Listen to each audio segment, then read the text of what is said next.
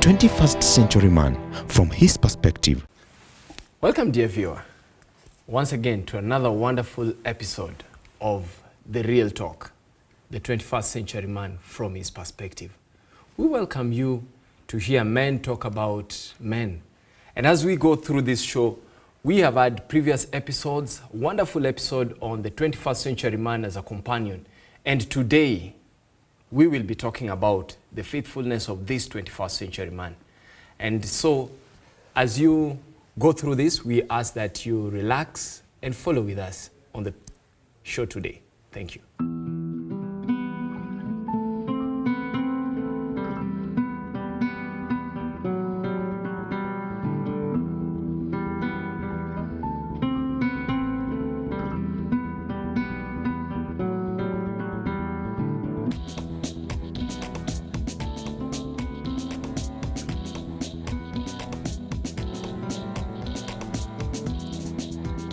Are you that man? 21st century man from his perspective.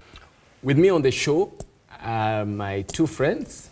I'd like to introduce my brother, Jared Cheruiyot. Welcome to the show.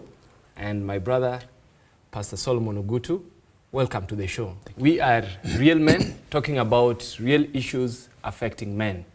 And as we go through this, I would like to encourage each and every one of you to pay attention to this, because there is something for everyone as you will get from this. But for now, we will first want to go to the streets. Let's hear the perspectives from the streets about men. Yes, it is possible that one can be faithful. Of course, we know it's a choice that you make as an individual. Yes, temptations will ever be there. There will be those who can look more than your wife, more beautiful than your wife, I mean. There are those who will look more handsome than your husband. But as an individual, it's a choice that you make. So if you choose to be unfaithful, it is something that you have chosen yourself knowingly. And if you choose to be unfaithful, still it's the same thing. But for me, I believe it's possible that one can be faithful to one spouse in marriage. It is possible for a man to be faithful in these days, this 21st century. It is very, very possible.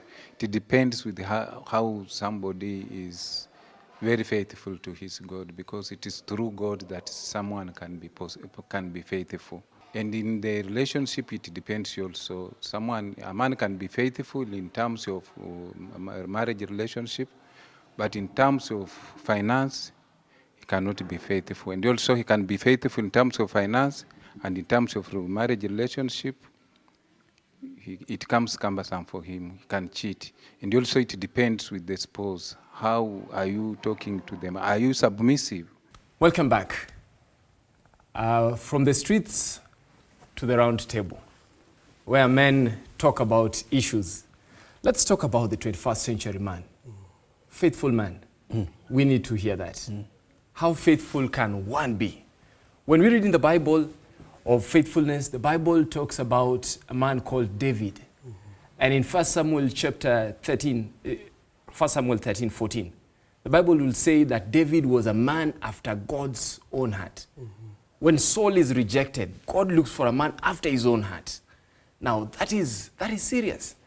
It means men can be rejected and we can get other people who are very serious. But here today, I just want us to talk about the faithfulness of this man after God's own heart. What can you tell us about the 21st century man in terms of a man after God's own heart? My brother. Thank you so much. I truly appreciate the Bible because of the way it brings out the truth and the reality of the character of man. The Bible has never hidden anything about man.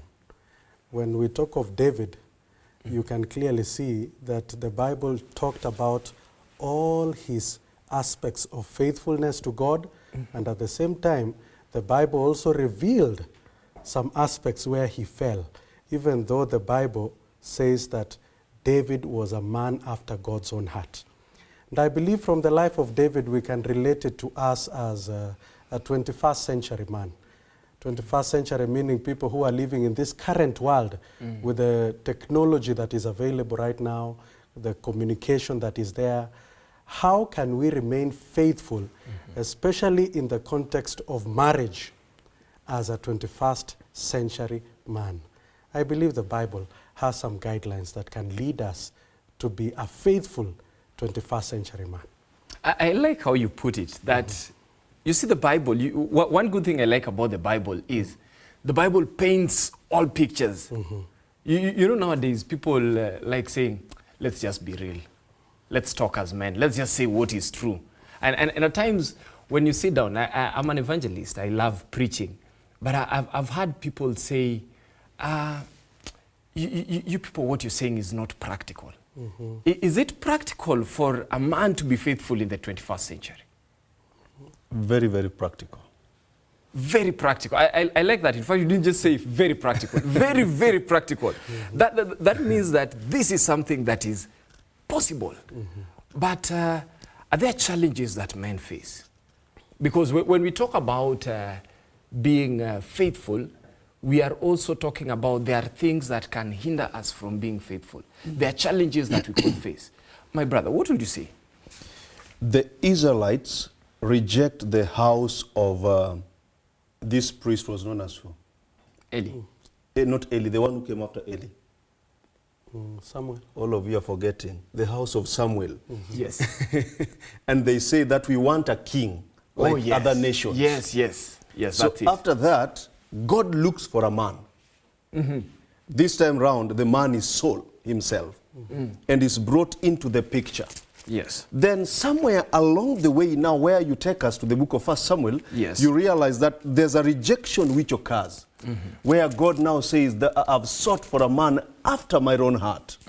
The first question which I really want us to ask ourselves as we head towards 21st century man, Yes. does it mean that Saul was not a man after God's own heart? Or does it mean that God chose him, yes, but he went contrary to the will of God? That is number one. Number two, how did David then walk with God after being a man after God's own heart? Because you realize from the century, the beginning of ages, Adam himself enjoyed a lifetime with God and also with the wife. Yes. You come to Enoch. Enoch walked with the Lord closely, a daily walk. You come to Noah, he obeyed God. You go to Job, he repented and trusted God. Yes. You go to somebody like Abraham. Abraham believed that God can do everything. You go to Joseph. Joseph trusted in God and in everything which he was doing. All those people I've mentioned are not women. Yes. Those are men. Men can do it. When we are talking of faithfulness, the standard of faithfulness. And remember, Is men. these ones were also created in the image of God. There's nothing which has changed in the 21st century, which means all of them, even the ones in 21st century, were also created or are created in the image of God. And then as we talk about this, men created in the image of God to reflect the image of God. And that means wherever men are going to sit, we are going to have men, people are looking at the man and they're expecting that we are going to see a character of God in the man. And so, even when we are going to talk about the marriage setup, when the man comes there, we are expecting the character of God. But you see, the story I was just alluding to of David. In 2 Samuel chapter 11, the Bible says that it came to pass after the year was expired, at the time when the kings went to war, that David did not go to battle. He sent Joab and the others. The time when the kings went to war. And this is something about the 21st century men. Could it be we are at risk when we don't go to war, when the other kings are going to war? Elder can say that. What do you think, Elder? Could this be the thing that is causing the 21st century man a challenge, that he doesn't go to war when he should be going to war? Yeah, that is true. It is a danger for a man to be idle. In the context of that story, David should have been in war. He should have been actually leading out in that war. But where do we find David? David is standing at the top of his balcony, idle, not even thinking about the war, but thinking about his own selfish desires. And you will see, as David is contemplating upon what a man should not contemplate upon, he sees Bathsheba. And when he sees Bathsheba, look at the extreme opposites. Men are fighting for the lives of their families and their nation out there. David is in here carelessly minding his own business and his own lusts. So I think there is a lot of wisdom when the Bible says there is time for everything. There's time for everything. In Yes. fact, I would want you to talk about something on the eyes of the man. Because I've just heard my brother is almost alluding to the fact that the challenge with the 21st century man, the challenge with the first century man, the challenge with every century man, could it be lying somewhere in his eyes? I don't know, because I'm seeing some kind of disrespect we are trying to give David. David is a man after God's own heart. But look at the kind of attributes Elder is trying to give him. How can a man after God's own heart be idle? I don't know. You can assist me or you can assist me. I'm expecting a man after God's own heart to be there. He's supposed to be there because he's representing heaven. Why must a man after God's own heart go on top of the balcony to go and bask and relax and be idle? And I think as you say it, I see you're really supporting Elder, only trying to allude that you're not supporting him. Because basically what we're saying is, a man after God's own heart. And if you even check our previous episodes, we've talked about the man as a priest, somebody who is in the stead of God. Yes. We've talked about the man as a king, somebody who is guiding and leading the way. Yes. So we expect that the 21st century man, maybe I could put it this way, that if the 21st century man will get to a point of keeping his focus, keeping his eye on his mission, then the distractions will always be there. You've heard of what they say, that you cannot prevent birds from flying over your head, but at least you can prevent them from patching a nest on your head. If they have to build a nest on your head, you can prevent that. Yes. But flying, you can't prevent. And so the 21st century man, and you've had this excuse everywhere, why do men cheat?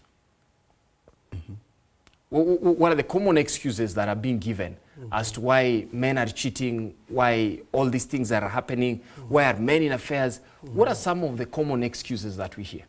That is what Elder was trying to bring. And he brought it so nicely, though it was hidden somewhere, where in the concept of David, that David, men are outside, they are fighting for their nation. Men are outside, they are fighting for their families. But this man after God's own heart is outside in the balcony, idle, which means at some point in time, man of the 21st century, for the sake of being a man after God's own heart, should desist from the act of being idle. I don't know if you can. I don't know. I think, let's hear it from the man himself. Thank you. It is indeed true. There are several things that can lead a man, 21st century man, to cheat. The first one, I believe with all my heart, is we are in a war. In these last days, we have something called the Great Controversy. Yes. And it is Satan's purpose to ensure that the marriage circle is broken. And so even if you are a man after God's own heart, there is a pressure that we call temptation that always comes to man. And what do we call this temptation in the context of what we are discussing? The temptation to break the marital commitment. And if you look at some of the reasons why this 21st century man fears or does not get committed in marriage, you'll notice one of them is they fear commitment. Men fear commitment right now. They fear intimacy. They would want to be as free as possible. Enjoy yourself, but don't have the commitment aspect that comes with responsibility. And that is why you can find men going on with life for as long as possible, but not necessarily committing into a marital relationship. In fact, I think that is where I would really want us to develop. You've brought something very fundamental, commitment. Yes. And alluding to the fact that unfaithfulness could actually be a fear of commitment. And it's good. You know, real men take real issues. And real men take responsibility for their words. So, Elder Jared, I'm picking you for your word. When you say that these real men, could it be also part of the reasons why too many men right now have too many excuses for not making a commitment? Could it be part of the reasons why we have men right now? And I think I may want us to talk more on this. Is it a cause of worry that too many young men are not getting married? Is it a cause of worry that too many young ladies are wondering, why is it that there are no marriageable men? In fact, I think the 21st century man has become an endangered species. Because we are trying to look everywhere. You know, I was looking for endangered species in the world, and I found there is snow leopard, there is Javan rhinoceros, but I think they missed the 21st century man. He's under siege. Precisely, you picked the word. The 21st century man is under siege. And I think I would want us to actually talk of, is under siege. Is this something that we really need to address? And I think we can't talk about faithfulness without talking commitment. Yes. We can't talk about faithfulness without pointing that there is, with commitment comes responsibility. And when we are talking responsibility, we need you to be able to be willing to account for everything. The 21st century man must be an accountable man. That's where we will pick. Let's take a short break.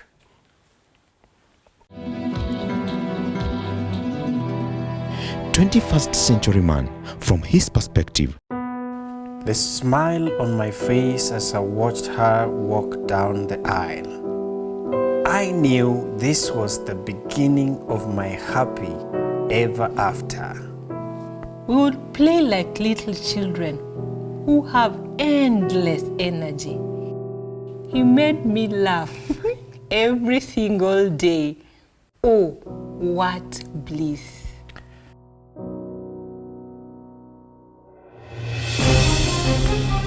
She suddenly had too many complaints. He just started doing everything wrong. I couldn't stand him. It was too much. When issues start trickling in your family, who do you turn to? What do you do? Watch this brand new season of Family Times. Join the different families on set as they share their experiences of how God has kept them together through it all.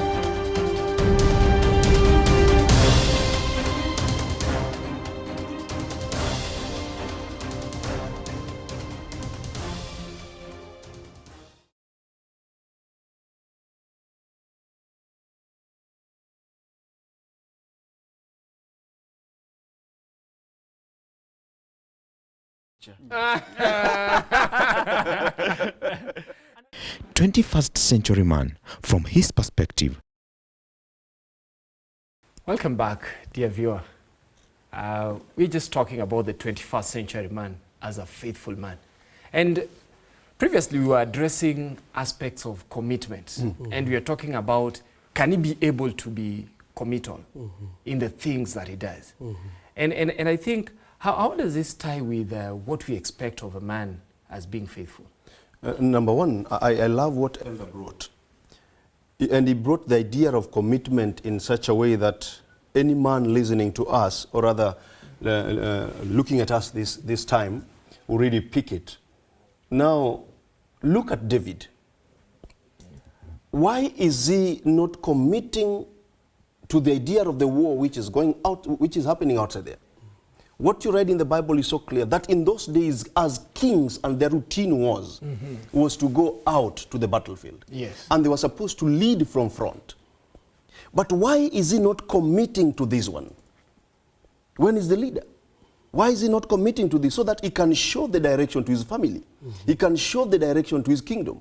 He can show the direction to his sons. Is it ironical that he will put Uriah at the head of the battlefield? Before even you reach there, the idea of running away from commitment makes us to delegate the duty we are supposed to be doing to other people. Yes. And the moment we delegate that duty to other people, there is going to be a problem in that family. That idea of delegation, because you realize that the moment you run away from your commitments, what comes next is the idea of delegation. Because if I'm supposed to carry this phone, and I don't carry it, the idea is I've delegated the idea of carrying that phone to another person. Maybe the person who's going to carry this phone doesn't know how it is supposed to be carried. The next time he's going to take it and put it inside the water. It is going to be destroyed. Yes. So the idea of commitment must be there. If we don't commit, somebody is going to take over. And that person can be a wrong person who is committing now to do that work. At the end of the day, that thing ended up making somebody to be killed. Another man who was supposed to be taking care of his family. Very true. How does commitment then relate us with family? How does commitment come at family level when now we are saying that a man should be committal and this can be able, but then does commitment really protect us from unfaithfulness? Yes. That word commitment and the word you just mentioned, protecting, go hand in hand. Because commitment protects us from unfaithfulness in marriage. And why do I say this? You know, marriage costs a lot of money and sacrifice. And marriage is like a property that is very cherished, that you really need to protect from thieves or from intruders. And to me, I believe one of the greatest ways is being committed in several aspects. In fact, I can even mention 4, but maybe let me start with 2. The first one is protecting your emotions. Being committed to one person, and that is your spouse, in your emotions. Because if you look at the natural man, even not the 21st century man only, but even starting right from Adam, it is not possible to share emotions, and especially romantic emotions, with 2 women at the same time. It has never been possible.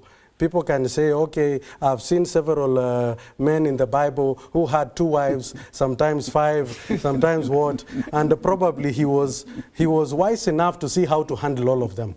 And that can even be said in the African context. People say, if you can manage, there's nothing wrong with having several. But the truth... Allow me to just interject you on that. Yeah. Is it possible that to say that these people were able to handle, or are we just saying that we are just accepting it? Because come to think of it, when Sarah and Hagar, Abraham, Sarah and Hagar, there is a time when Sarah just came and said, we can't survive. We can't survive, send this person away. Yeah. So the thing is this, and maybe just for you to continue developing on that, it brings us to the point of, and I always like asking people this, when we are talking about David, and you say David had many wives, and you say Solomon had many wives, do you want to tell me of all the things that a real man can pick about Solomon's life? It is the wives. No. Surely, there are bigger things we can pick about Solomon. We can't major on the wives. Let me bring a disclaimer. Let's not pick it so seriously. Somebody sent a clip on WhatsApp and said that you should live up to your name. That if you are Solomon, live up to your name. Live up to your name. Be like as wise as Solomon. Be as wise as Solomon. And have as many wives as Solomon. Live up to your name. What about that? No, you can't live up. You see what happens? And that's what I'm saying. When you look at Solomon, yes. and this is the process where the preacher in me will say that a text out of context is a pretext. Amen. Whereby we are only going to measure on Solomon's 1,000. The many wives. Many wives. Yes. And yet we are forgetting that Solomon comes and writes Ecclesiastes. Yes. At the end, when he says vanity of vanity. Yes. Now, why can't we pick Solomon? Listen, you don't decide that the show was not wonderful after 2 minutes. You have to get to the end. And so we're looking at the show of Solomon, and how are you excited about only 2 minutes of Solomon? He has something. How? Now, let me ask this very direct question. Yes. And I'm asking everyone, including the viewer. Is it actually realistic to say that it's possible to be committed to more than one person? Judging from the Bible and from reality in our current setup as a 21st century man, is it possible, if we were to be genuine and sincere, is it possible to be committed emotionally to more than one person? Tell us. The answer is clear. It is not possible.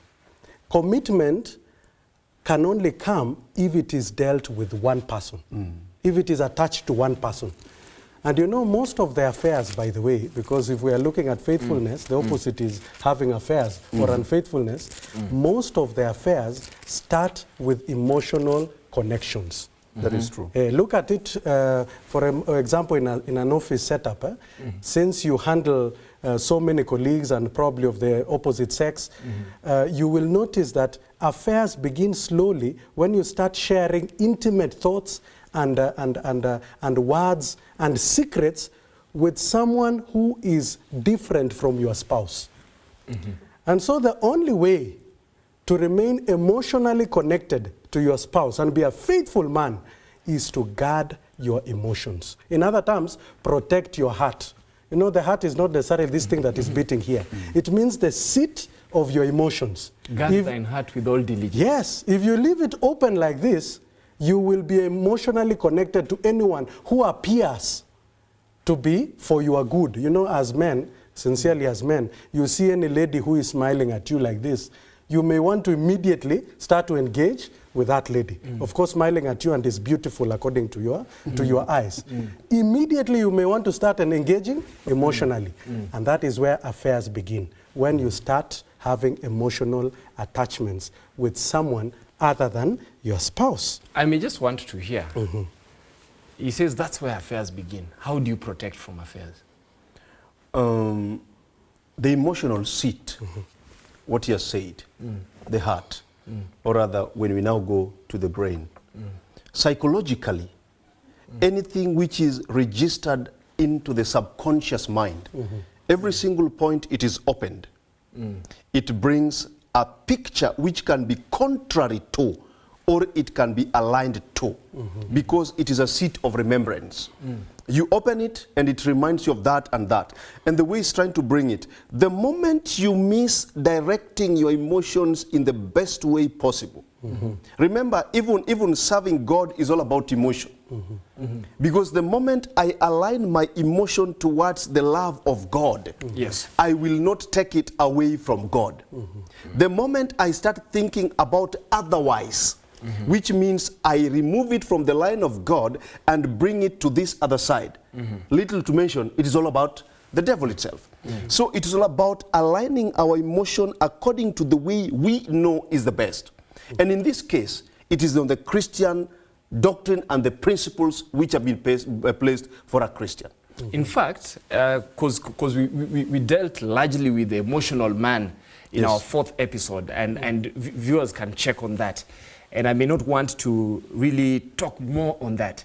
But there's something I see in Ephesians chapter 5. You see, Ephesians 5:22 has been used so many times. And by the way, I think real men, it's time we use the Bible well as real men. Because you see, real men will be able to interpret clearly what is meant. You see, in Ephesians 5:22, it says, wives, submit unto your own husbands as unto the Lord.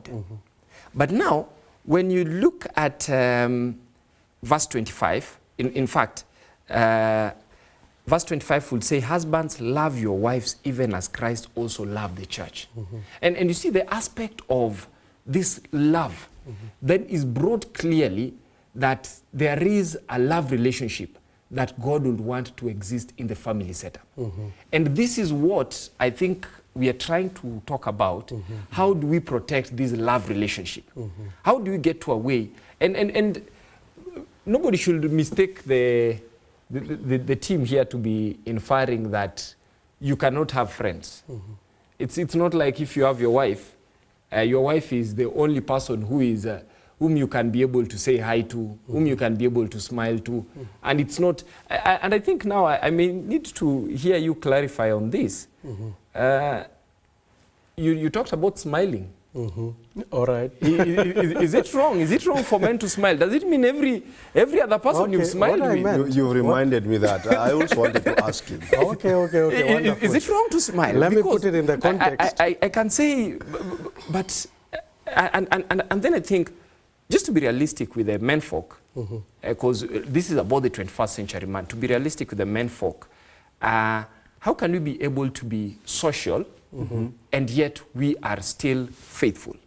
You remember Daniel purposed in his heart that he will not defile himself? Yes. He purposed in his heart. Yes. And I think that is the direction I am thinking. Is it possible to purpose in my heart so that even when I'm socializing, I've purposed in my heart? Is that possible for the real man? Yeah, actually what I was saying is the aspect of the deep-seated connection that comes with emotions. You know, when you want to share your deep secrets with someone other than your spouse, your inner thoughts, definitely you'll be connected with that person emotionally.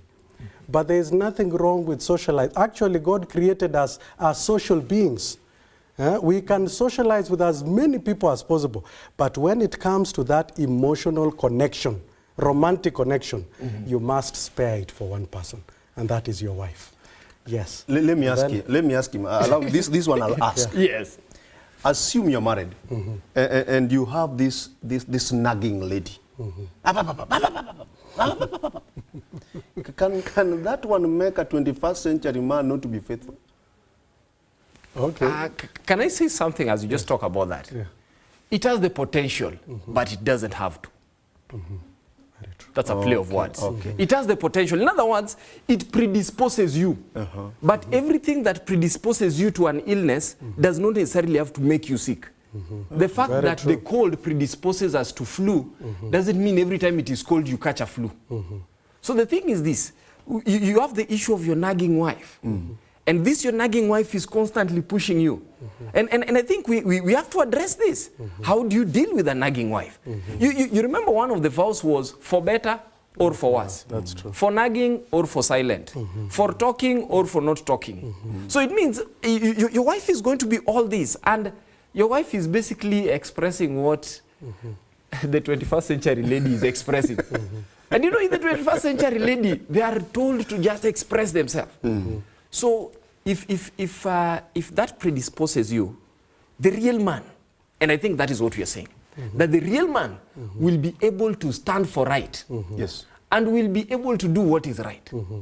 What did Joseph do when the nagging Potiphar's wife came? Ran away. Real men are athletes. Yeah. It's true. They ran. They just look at it and they're like, man, this is going to be tough. Run. Real men are athletes. But when you find heavy ones like Elder, how will they run? They don't know how to run. As much as they come from the land of men where they run. But how will they run, Elder? That is a very important issue, by the way. How to run away. Yes. It is good to know how to run away.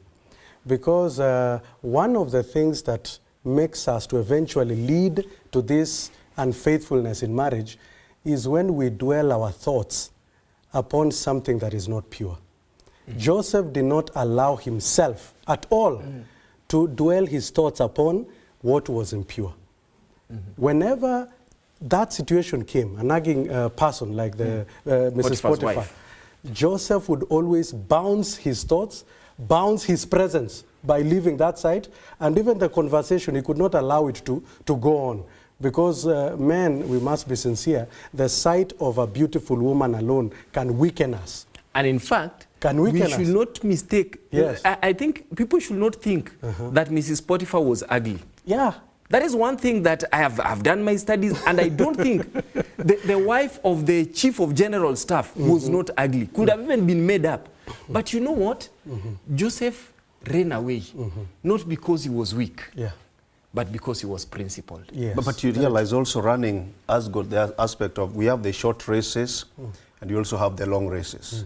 The moments when you cannot run that long, but it gives you chance to rethink and refuel.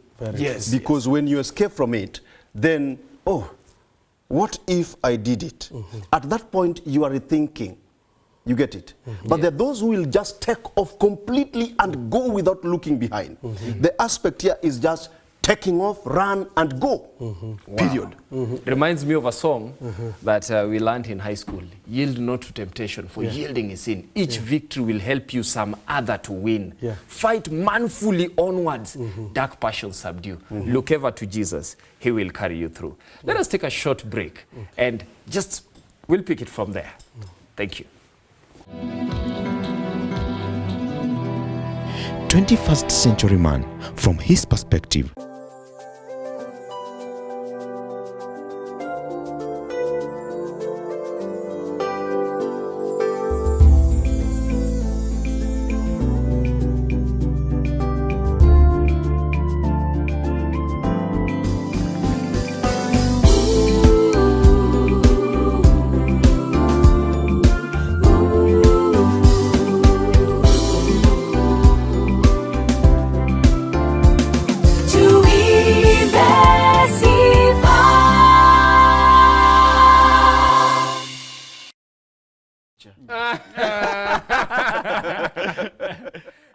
21st century man from his perspective. Wow.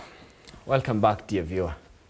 It's good to talk about the faithful man. It's a wonderful thing. There's something that you really wanted to tell us. And I want us to really build on this, because the faithful man is one thing that is a question being asked everywhere right now. And people are saying, but me, I can do it. In fact, people have made faithfulness to look like potential. Like you're saying, but me, I can handle 5 ladies. Me, I can handle 10. And especially if you have money. Yes, especially if you have money. In fact, it's been made to look like monogamy is a financial challenge. If you're monogamous, it only means that you don't have money. I will not mention the tribe you're referring. But the thing that was very crucial was how now to run away. When you're faced with this challenge that we call a temptation, how do you run away? Job says this, and I think I read it in Job 31, verse 1. I have made a covenant with my eyes not to look at a young woman. Another version would say, to look at a woman to lust after her. When Job says, I've made a covenant with my eyes, what does it mean? When you are asking about the aspect of eyes, it means that he has trained his eyes. Even his eyes are committed to the right person. You know, most of the time as men, our desire for infidelity comes only by sight. For ladies, it may come through the emotional part we were talking about. But for men, sight is enough to finish us. The Bible tells us Job made a covenant. When he sees like this, he had trained his mind to bounce away. Make it practical for me, because I think you're going to make it difficult. You know, ask myself, when you build your house, and you find that probably everyone in the neighborhood is doing this, or you don't like your house, what do? You've built your house. Do you renovate your house, or you change houses? Before you go to that, I want you to understand that when you go to a neighbor's house and you find that the grass there is green, know that the water bill is so high. Yes. Because the water which was used there is too much to make that grass to be green. So when he talks about Job saying that he has made a covenant with the eye, he's also not dispelling the idea that he will not look. In looking, he will look. But in seeing, he will see. But he has said that when I see, I should not see the second time. When I see, there's a thought, the thought which gets into me should not be that which makes me to sin. Because we cannot run away from seeing. That one we cannot cheat ourselves. We cannot run, we'll meet them along the streets. The good and the bad, the big and the small. We'll see them. But the issue is when you see, what do you feed your mind? Your thoughts. In fact, what you're saying is very true, that the 21st century man is not going to give an excuse. And that's what I would want to put it. He's not going to give an excuse. Even if the ladies were to walk naked, you will be faithful. Very true. That's it. In other words, you're not going to say that, okay, nowadays the ladies, their skirts are short. So, listen, it's not a lady's problem. The fact that we are men, we have to stand for what is right. Yes. And I liked your allegory of the water, because that is what I was alluding to about the house. And you see, when you find that place has been watered, my question is, why can't you water your house? Yeah. That is what I was... Why can't you just come and water your backyard? And what I'm saying is, there are certain things you may not change, like the height of your wife. That one you decided. But you see, horizontally, you can be able to modify. Yes. You can be able to say, okay, now eat less, now eat more. Nowadays, there's gym. There's so many things. You can be, and what I'm just trying to say is, while we are able to talk of so many things that the eye will see, and I say, if you drive a vehicle, that is not the best vehicle that exists on the road. But when you made a decision to have this vehicle, you made that decision knowing that there are other vehicles. There's a time, I don't know whether it was Elder, you brought this idea of the vehicle. Now, you find that the one in front of you is Toyota, and you have a Nissan, and you want to overtake. As you overtake, must you overtake to check who is driving? Or you overtake to go your way? To go. The moment you overtake to check the one who is driving the Toyota vehicle, you'll miss the mark. Yes, because at the end of the day, your intention will now not be the Toyota vehicle, but the person inside the Toyota vehicle. Then you feed your mind with that.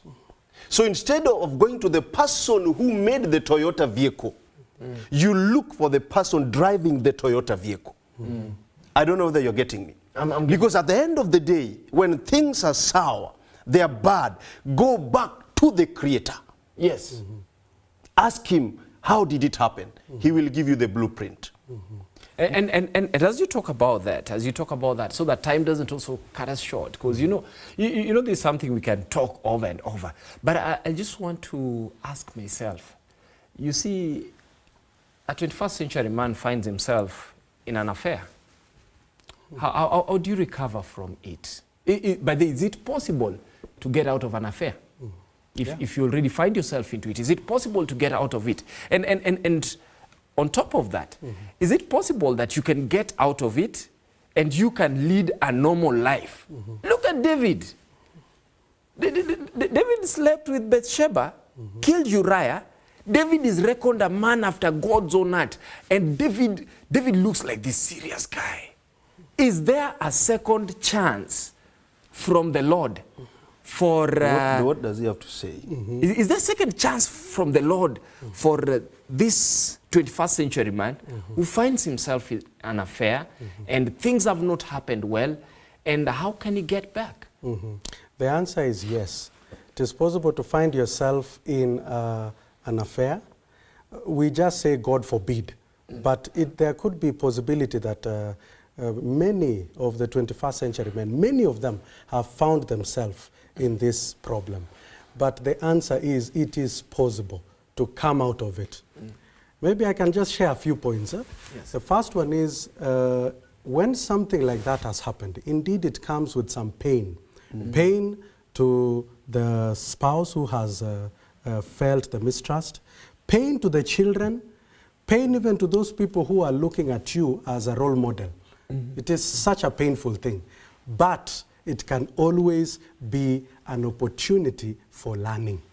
Someone who can help someone else who has fallen in this trap, if he has been in that thing himself, it is easier for him to help someone else through something called a testimony. Take it as an opportunity for learning. And then the first thing, even as a Christian, or even someone who, even if you're not a Christian, because there could be those who are watching who have several religions, and we don't want to limit ourselves as though we are speaking from the Christian context only.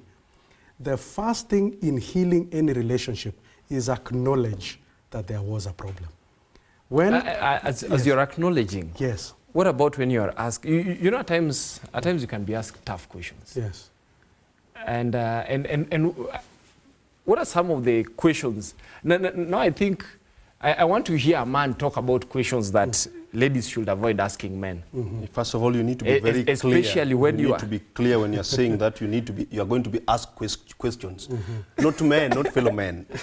The questions are not going to be asked by fellow men. Those ones are untrained teachers, but the serious questions they'll give are very difficult. So elders should help us. When those untrained teachers ask those questions, how do you handle them? And at times I feel like you see some of the questions, so somebody may want, you may find yourself almost sitting in a probe team and you're being asked, now, can you explain?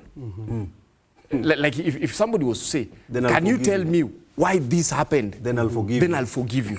It's conditional. I'll only forgive you if you clearly explain why you did this.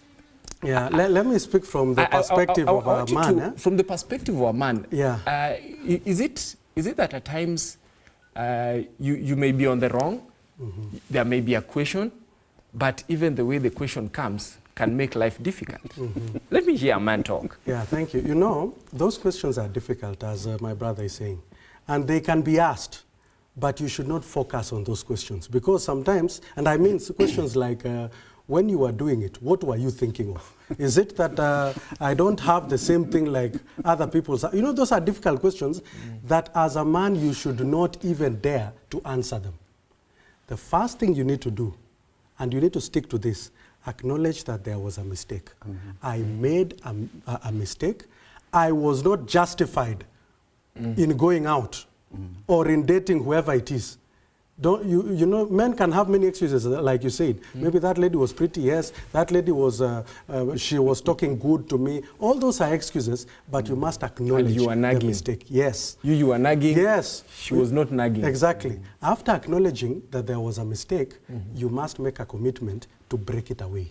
So you must confirm to your spouse that, you know what, it is true, I was in this relationship. But as at yesterday, because you're talking about it today. As at yesterday, I made an appointment with that lady, and I went there not to discuss anything, but to make an announcement that this thing is over and it will never happen again. And you know, as a 21st century man, you must make that purpose that you were talking about, Daniel, where you now purpose and you tell your spouse, listen and listen. I have nothing to do with that person again. It is over. I will not be seeing him. And you can do the things that are possible for a man to do. Delete that number, number one. Number two, make a commitment. From where? From yes, where? Delete from your phone. Ensure what that about if it remains in your head? As time goes by, they normally say time heals things. Let me follow this thought. Let me just follow this thought. You know, there are things that were emotionally connecting you with that person. For men, what encourages relationships more are probably money. You send money to that lady. You must make commitments to stop sending money, having financial connection with that person, having time alone with that person. And you must ensure that your spouse knows this, that now if it is over, I mean it is over. And then express genuine remorse. Don't be afraid to be ashamed. Tell your wife, yes, I failed, but I am sorry and it will not happen again. And I think you really captured something here very clearly, that express genuine remorse, say I am sorry.